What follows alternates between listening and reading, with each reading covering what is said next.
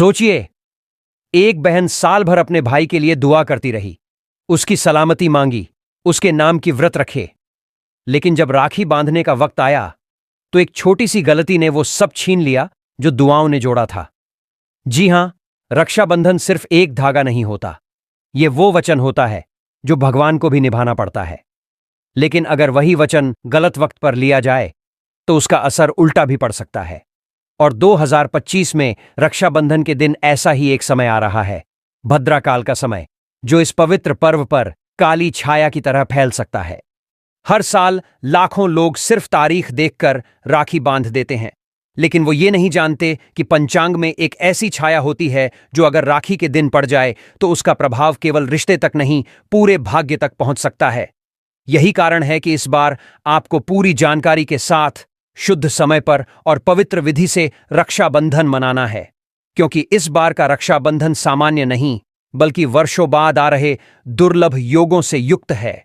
लेकिन इसके साथ साथ भद्रा की मौजूदगी भी है जो इस पर्व को मंगल से अमंगल बना सकती है अगर आपने सावधानी नहीं बरती।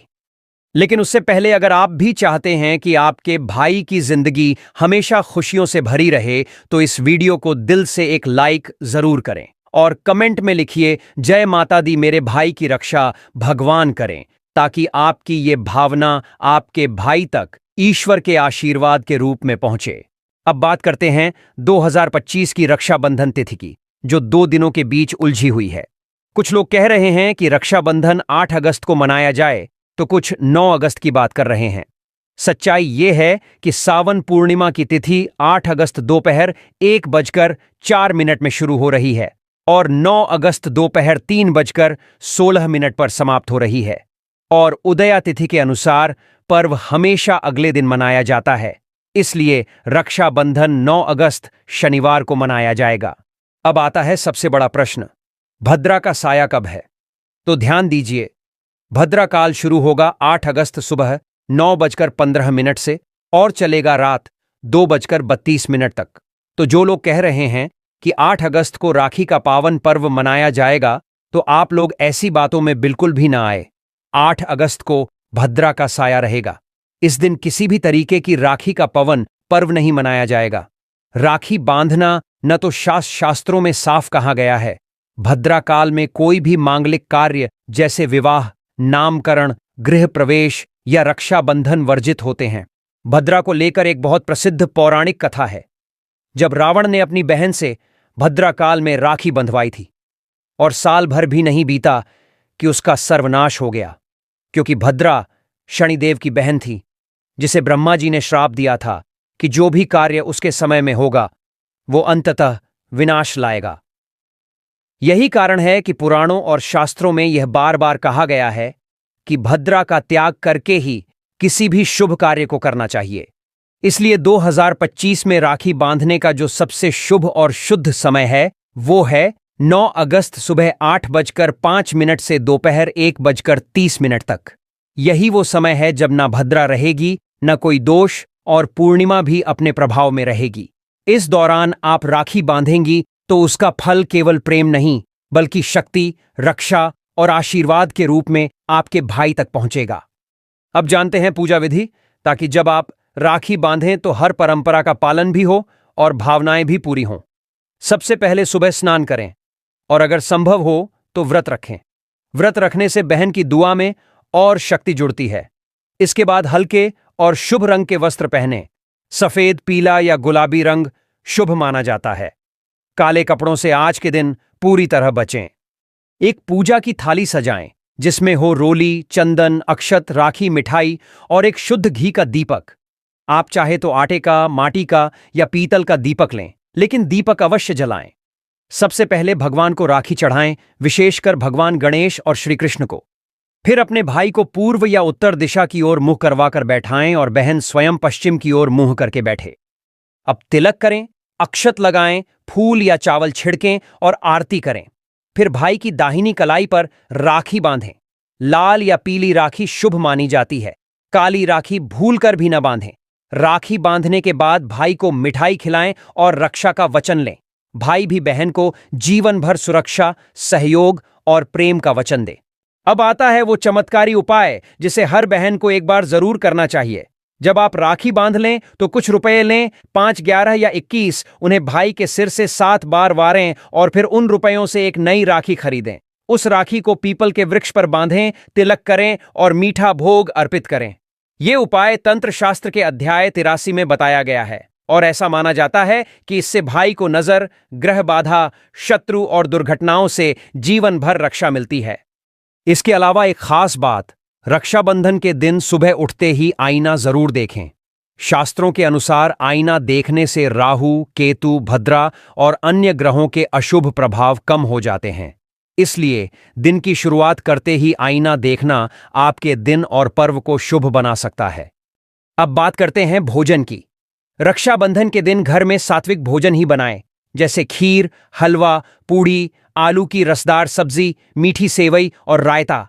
प्याज, लहसुन, मांस, मदिरा जैसी तमोगुणी चीजें भूलकर भी न बनाएं। और अगर रक्षाबंधन शुक्रवार को हो, जैसे 2025 में है, तो संतोषी माता के व्रत रखने वालों को खट्टा खाना बिल्कुल मना है, अन्यथा माता नाराज हो सकती हैं। और अगर इस बार भाई आपके पास नहीं आ सका, विदेश में है या बहुत दूर है, तो भी निराश न हो। आप अपने इष्ट देव श्री कृष्ण, गणेश या भगवान शिव की मूर्ति को राखी बांध सकते हैं। भगवान से सच्चे मन से प्रार्थना करें, वो राखी सीधे आपके भाई तक पहुंचेगी। ये केवल विश्वास नहीं, ये आस्था है और ये भगवान का वचन है। भक्तों, सावन का महीना जितना महादेव की भक्ति के लिए खास होता है, उतना ही यह महीना शादीशुदा महिलाओं के लिए भी खास होता है। आपने अक्सर देखा होगा कि प्राचीन काल से ही सावन के महीने में और रक्षाबंधन पर लड़कियों के मायके जब जाने की प्रथा बनी हुई है। कहा जाता है कि सावन के महीने में नवविवाहित लड़कियों को मायके जरूर जाना चाहिए। लेकिन क्या आपको इसके पीछे का कारण पता है? क्या आप जानते हैं कि सावन में लड़कियों के मायके जाने से उनके मायके और ससुराल पर क्या असर होता है?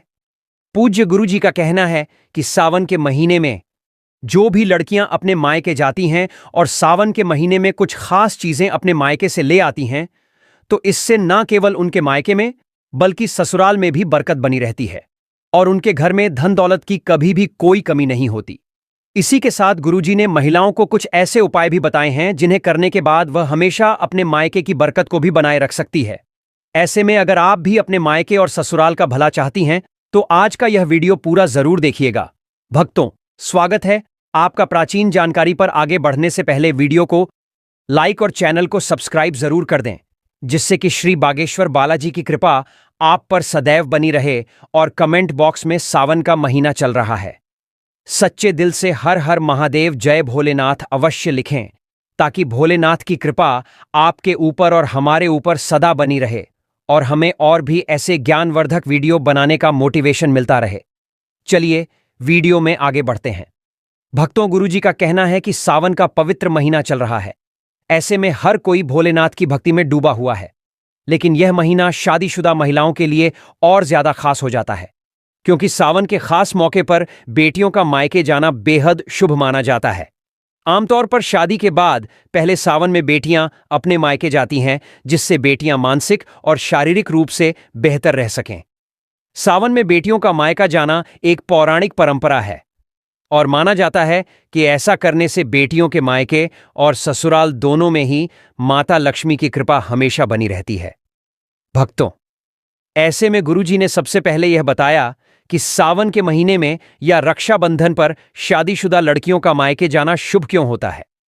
गुरुजी का कहना है कि बेटियों को घर की लक्ष्मी माना जाता है और कहा जाता है कि बेटियों के भाग्य से ही पूरे घर का भाग्य जुड़ा रहता है।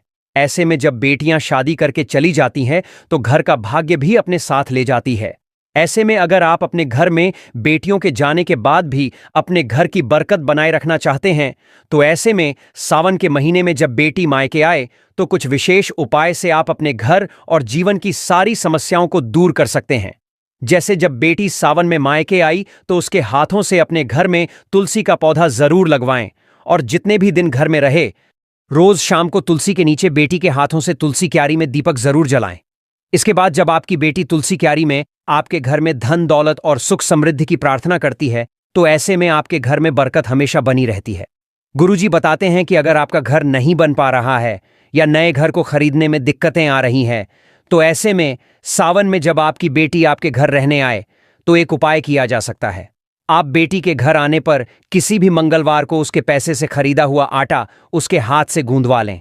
उसके बाद उसी दिन उसको मिट्टी के बर्तन में रखकर मिट्टी में दबा दें। ऐसा करने से बहुत जल्द ही आपके मकान और संपत्ति की इच्छा पूरी होगी। और कई बार ऐसा होता है कि बेटी की शादी में माता पिता कर्ज ले लेते हैं, जिसे चुकाने में उनकी पूरी जिंदगी लग जाती है। तो अगर आपके साथ भी ऐसा कुछ है, तो सावन में बेटी के घर आने पर किसी भी बुधवार को एक सुपारी लेकर बेटी के हाथ से मौली या रक्षा सूत्र बंधवा लें और सुपारी को पूजा के स्थान पर या मंदिर में पीले कपड़े में रख दें। भक्तों, इस उपाय से आपका कर्ज जो धीरे धीरे उतरने लगेगा। भक्तों, गुरुजी का कहना है कि सावन का महीना प्रकृति के लिए बहुत ही खास होता है। इस समय प्रकृति में चारों तरफ हरियाली होती है। इसी तरह जो नई नवेली दुल्हन होती है, उनके मन में भी कई तरह की नई उमंगें रहती है। सावन के महीने जिन बेटियों की नई शादी हुई होती है, वह अपने मायके जाना चाहती है। ऐसे तो मायके वाले अपनी बेटियों को हर वह चीज देना चाहते हैं जो दे सकते हैं, लेकिन गुरुजी ने कहा है कि बेटियों के मायके में ऐसी कई चीजें होती हैं जो माँ बाप को भूल कर भी नहीं देनी चाहिए। इसी के साथ अगर सावन के महीने में माँ बाप अपनी बेटी को कुछ खास चीजें देते हैं, तो इससे न केवल उनके ससुराल में बल्कि उनके मायके में भी लगातार धन धान्य की बढ़ोतरी होती रहती है। उनके जीवन में माता लक्ष्मी का आशीर्वाद बना रहता है। तो चलिए सबसे पहले यह बता देते हैं कि गुरुजी ने कौन सी चीज बेटियों को अपने मायके से लाने के लिए मना किया है। भक्तों, गुरुजी का कहना है कि बेटियों को कभी भी अपने मायके से गैस का चूल्हा सिलेंडर या फिर अग्नि से जुड़ी हुई कोई भी चीज बिल्कुल भी नहीं लानी चाहिए। कहा जाता है कि अगर बेटियां ऐसी चीजें अपने मायके से ससुराल में लेकर आती हैं, तो उनके ससुराल में इनका नकारात्मक प्रभाव पड़ता है और उनके ससुराल में लड़ाई झगड़े होते रहते हैं। इसके अलावा कभी भी बेटियों को मिर्च, मसाले, आचार जैसी तीखी या फिर मसालेदार चीजें भी अपने मायके से लेकर नहीं आनी चाहिए, क्योंकि भक्तों माना जाता है कि अगर बेटियां ऐसी मसालेदार चीजें अपने मायके से ससुराल लेकर आती हैं, तो ससुराल में उनके रिश्तों में खटास आ जाती है और वह अपने जीवन को ठीक से नहीं चला पाती। इसी के साथ बेटियों को यह ध्यान रखना चाहिए कि सुई, धागा, सिलाई मशीन जैसी चीजें भी अपने मायके से ससुराल कभी ना लाएं, और चाकू, छुरी, नेल कट्टर जैसी नुकीली चीजें भी कभी भी माता पिता को अपनी बेटी को उनके ससुराल ले जाने के लिए नहीं देनी चाहिए, क्योंकि भक्तों अभी सावन का महीना है और रक्षाबंधन है। बेटियां अपने मायके आएंगी, तो ऐसे में कोई भी माता पिता अपनी बेटियों को खाली हाथ नहीं विदा करते हैं। तो अगर आपकी भी विवाहित बेटियां हैं और आप उन्हें उपहार में कुछ देना चाहते हैं, तो गुरुजी का कहना है कि आप अपनी बेटियों को हरे रंग का श्रृंगार उपहार में जरूर दें। भक्तों, कहा जाता है कि सावन के महीने में जो भी सुहागन महिला हरे रंग का श्रृंगार करती है, ऐसी महिलाओं के जीवन में प्रेम बढ़ता रहता है और उनका सुहाग भी दीर्घायु होता है। और अगर बेटियां अपने मायके से हरे रंग के कपड़े, चूड़ियां, सुहाग का सामान लेकर अपने ससुराल में आती हैं, तो न केवल उनके ससुराल में उनका मान सम्मान बढ़ता है, बल्कि उनके दांपत्य जीवन में भी खुशहाली बनी रहती है।